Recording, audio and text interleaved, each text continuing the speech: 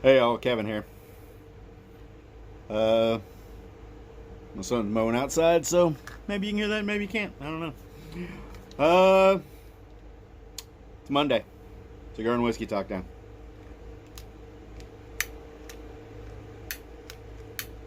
There we go.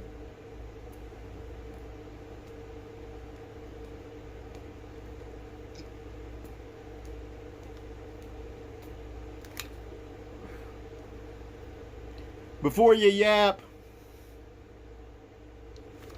I like my kerosene heater in the wintertime with this. Why it's out here. Ah!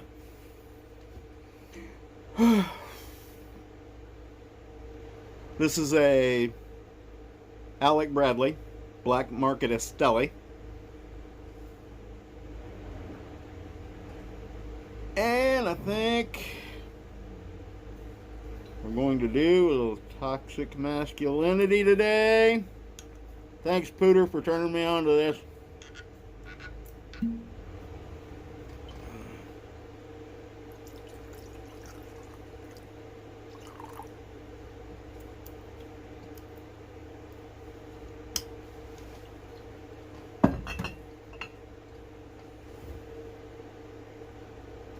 All right.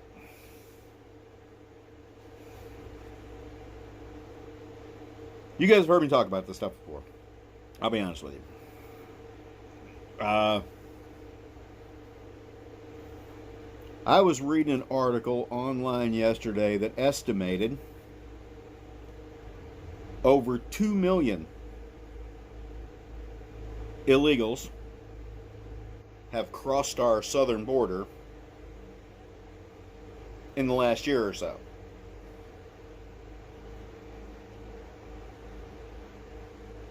I don't know where they got their numbers. I don't know what their source is on that. But the estimate was 2 million, and I really don't even remember who wrote the article. Over 2 million. That is in addition to legal immigrants who get visas. Now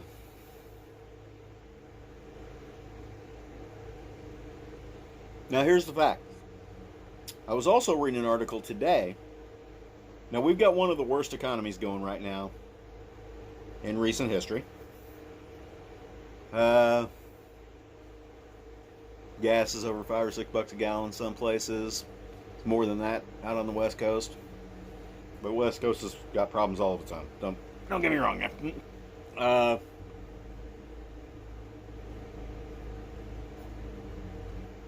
Jobs are down, unemployment's up, lots of things are going on.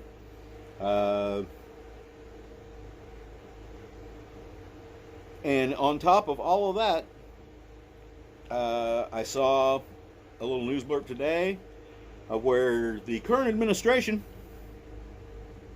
you know who they are,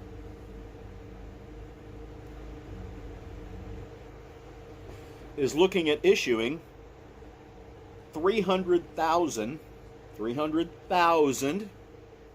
additional legal work visas this year, in addition to what they're already issuing, in addition to the millions of folks they're allowing to illegally cross into the United States. So in addition, they want to issue 300,000 more than before work visas.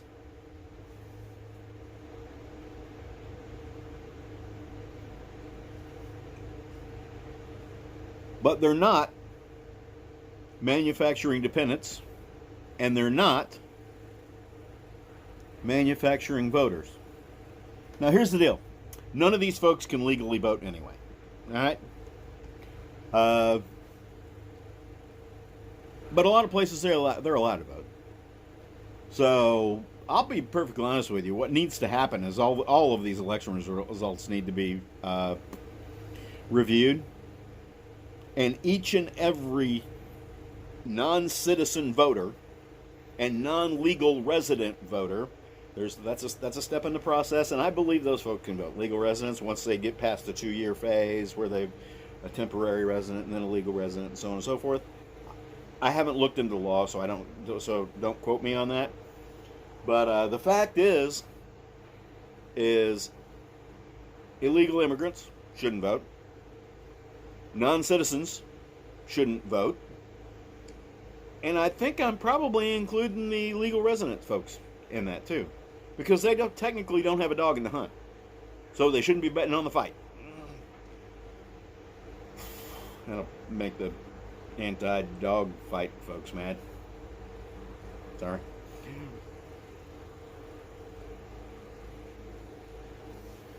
So I just want to get this right. There are millions of illegal immigrants in the United States. There are millions of legal immigrants in the United States. There are all of those folks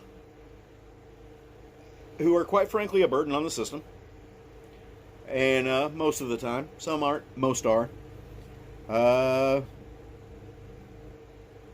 And now we want to issue 300,000 more work visas for folks to come into the United States and work here. I'm not sure if anybody can do math. Oh, they can do math. They don't care. But I'm not sure if anybody can do math in the Biden administration. I said his name. Sorry. Oh, God almighty.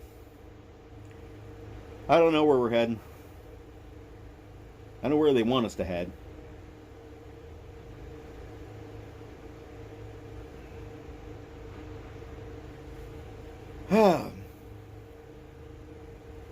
On another note, as you all can probably tell,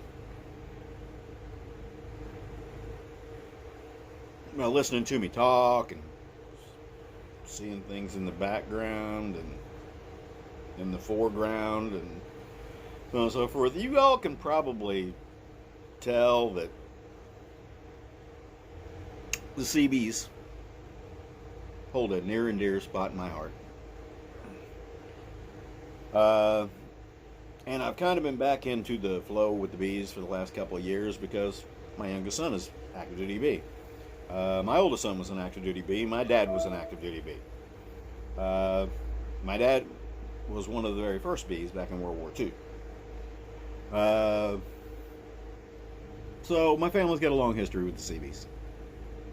Now, Seabees are one of those things that not a lot of people know about that are outside the Seabees and have never worked with the bees and so on and so forth, and that's fine. That's fine. Because the bees have never been in the spotlight. They've never been in the forefront. They've never been all that stuff. That's kind of why I like to be in the background, because mostly the Seabees are always in the background. And they're in the foreground a lot of time and nobody knows it. Over the last, a few years, I've been reading articles and talking to active duty bees and things like that. And it's become something it was never really intended to be. Most Seabees have still got the whole Seabee spirit going on, but it seems sometimes they try to crush that. And I'm thinking about doing a series on my bees. I love the Seabees. Alright? For a myriad of reasons. But I'm thinking about doing some historical stuff and some current event stuff and some things like that to do with the Seabees. And it's probably going to make some folks mad. It's going to make some folks wonder what happened. And it's going to make some folks probably go on the warpath a little bit. Here's what you need to remember, though. I'm retired. I got time to make this a hobby. Got time to make anything that makes me angry a hobby. That's all I'm saying. All right. If you are a current active duty CB, a former active duty CB, as far back as you want to go, don't care.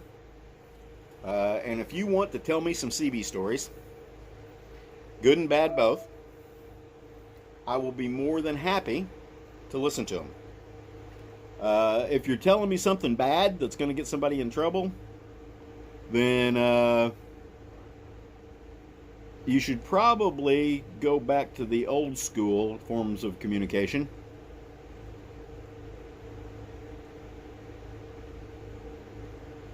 And send me a letter. Write it down.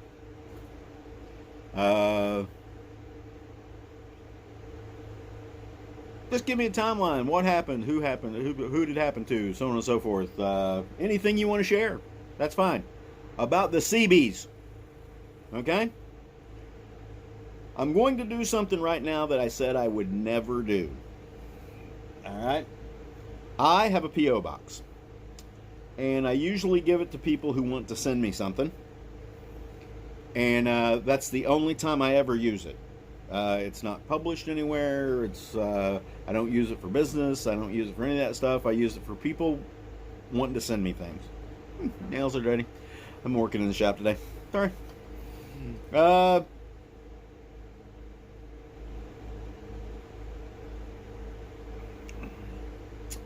I hate doing this on YouTube, but I'm going to do it anyway. So don't send me any anthrax. Don't send me a letter bomb. Don't do any of that stuff. If you're mad at me, you can write me a letter. Tell me you're mad at me. I don't care about that. But my P.O. Box address, prepared a copy, is P.O. Box 162, P.O. Box 162, Washington, Indiana. Zip code is 47501. So, if you want to send me some of that stuff, do it. This is not, I repeat, is not for you to send me stuff. Do anything like that. This is what I want. I want you, Seabees, active duty bees, guys, gals, other, I don't know. I guess we're doing that too now. Please feel free to send me your Seabee stories, and I'll review them, and they may find a place in my Seabee series if I ever get around to doing it.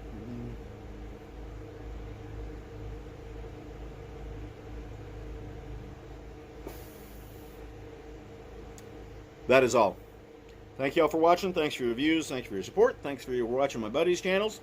My buddies, I mean boys and gals, he's and she's, them, theys, whatever we're doing, you know, that kind of thing. Thanks for watching their channels. Make sure you subscribe. Our view time is coming up. We're about 3.6 thousand right now. This channel may be monetized sometime before I croak. Hillary, if you're watching this and you don't want me doing this stuff, please don't count me one of your friends. Y'all got too many friends that are suicided. Too many. Anyhow, y'all have a good day. Hope to see y'all in the woods. Hope to see a few of you at the gathering next week. Wilderness First Aid, Wilderness First Responder class is going on this weekend. Thursday to Sunday, I believe it is. Hope to see some of you there. I don't know if there are any spots left, but it's never too late to sign up. That's all I'm saying. So, talk to you later. Hope to see y'all in the woods. Bye now.